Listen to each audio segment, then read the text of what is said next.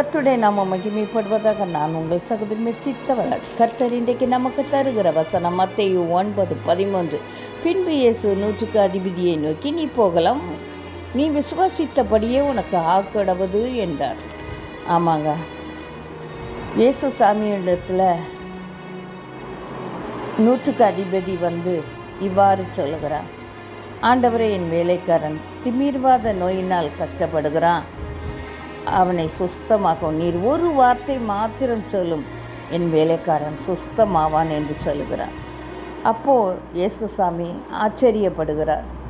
இஸ்ரவேலர்களும் இப்படி ஒரு விசுவாசத்தை நான் காணலன்னு சொல்லி ஆச்சரியப்பட்டதும் அல்லாமல் இவ்வாறு சொல்லுகிறார், நீ போகலாம், நீ விசுவாசித்தபடியே உனக்கு ஆக்கடவது என்றார். அந்த நாளிகையிலே அவன் வேலைக்காரன் சுஸ்தமானான்.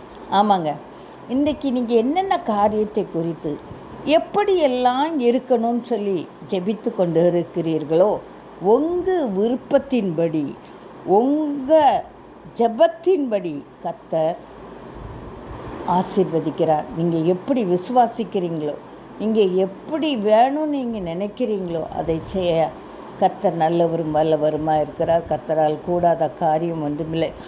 நம்முடைய விசுவாசம்தான் நம்ம ஜெயிக்கிற ஜெயம்.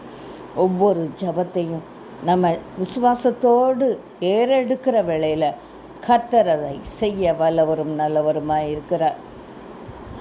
என்னுடைய சாட்சி சொல்ல ஆசைப்படுகிறேன்.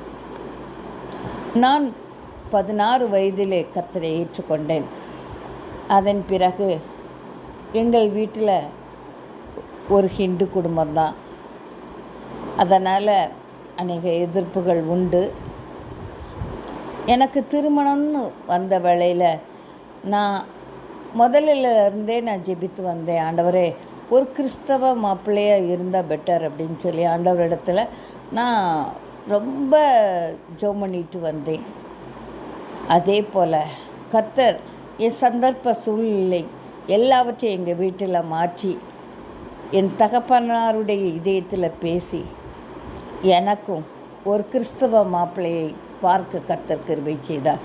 இன்றைக்கு நீங்கள் விசுவாசத்தோடு உங்களுடைய வேண்டுதலை நீங்கள் தேவனுக்கு தெரியப்படுத்துகிற வேளையில், ஸ்தோத்திரத்தோடு கூட நீங்கள் தெரியப்படுத்துகிற வேளையில் கர்த்தர் உங்கள் விருப்பத்தின்படி, உங்கள் விசுவாசத்தின்படி கர்த்தர் செய்ய வல்லவரும் நல்லவருமாக இருக்கிறார். கர்த்தர் தாமே இந்த வார்த்தை ஆசீர்வதிப்பாராக. ஆமென்.